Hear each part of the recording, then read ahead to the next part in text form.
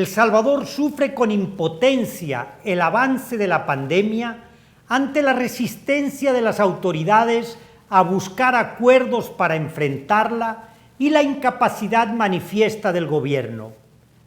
El sufrimiento de tantas familias por sus parientes contagiados o fallecidos obliga a pronunciarse, así como la abnegación del personal de salud que lucha contra la enfermedad pese a no contar con todos los recursos de infraestructura y protección necesarios.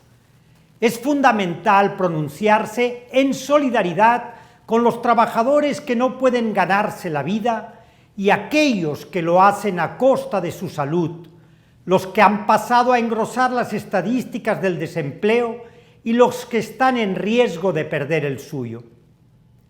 Esta crítica situación se agrava por la ausencia de un rumbo claro para hacerle frente a la emergencia. Además de todos los efectos del COVID-19 en la economía y en el sistema de salud, también deben atenderse inmediatamente los efectos subjetivos en la población.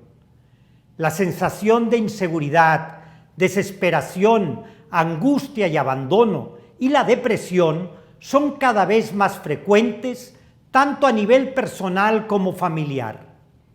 En escenarios difíciles, ver una luz al final del túnel contribuye a la disposición interior de resiliencia y resistencia para seguir adelante. Pero en el caso de nuestro país, la irresponsabilidad en el manejo de la crisis, el choque permanente entre los tomadores de decisión y su oportunismo sumen en una oscuridad más profunda a la población. Las acciones de la mayoría de actores políticos, oficialistas o de oposición, dejan claro que para ellos los intereses electorales están antes que la emergencia sanitaria.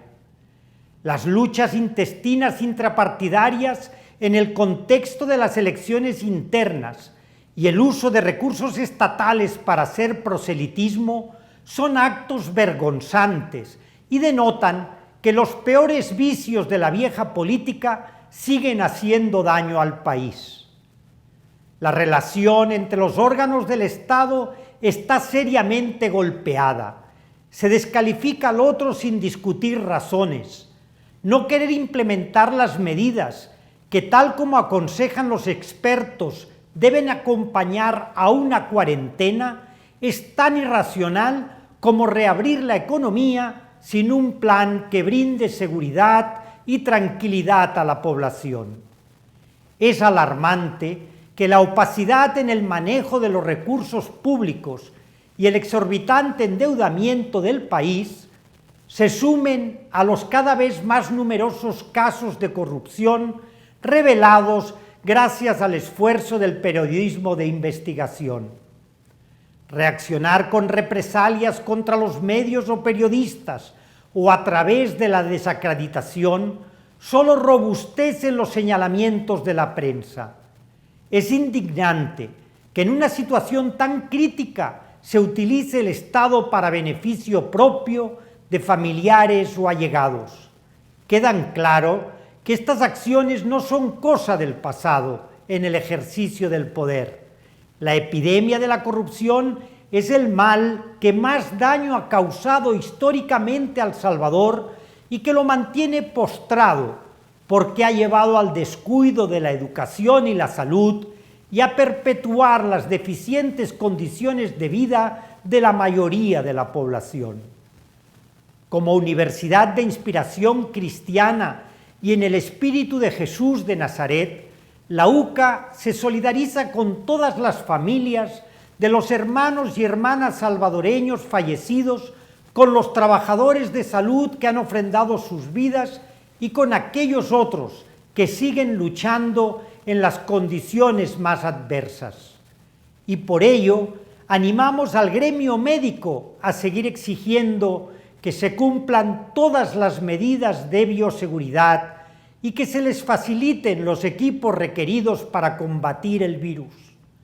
Además, exhortamos al pueblo salvadoreño a respetar disciplinadamente las medidas de protección y a estar atento a lo que recomienda la ciencia. En este momento tan acuciante, la fe en el Hijo de Dios, quien siempre supo estar al lado de los humildes, los pobres y los enfermos, es la luz y la esperanza que debe animarnos a seguir adelante y reclamar lo que es justo.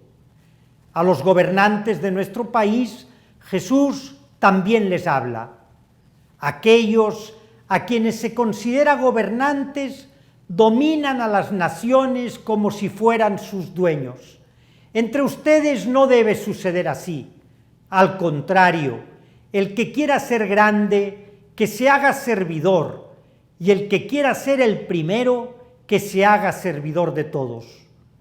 Con Monseñor Romero les exigimos, en nombre de este sufrido pueblo, cuyos lamentos suben hasta el cielo, que cese la confrontación y construyan acuerdos que tengan en el centro la vida de todos los salvadoreños.